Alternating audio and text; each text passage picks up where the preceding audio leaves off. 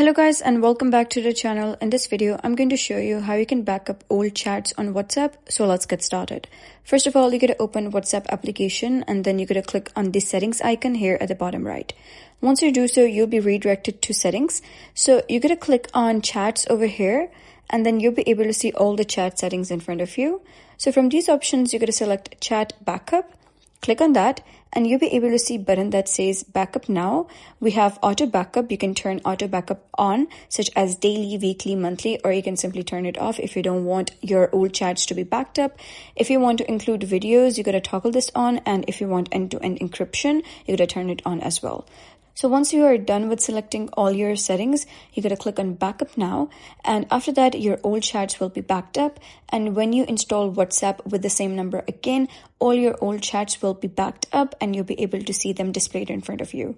So that is basically how you can back up old chats on WhatsApp. If you found this guide helpful, please consider subscribing and leaving a like.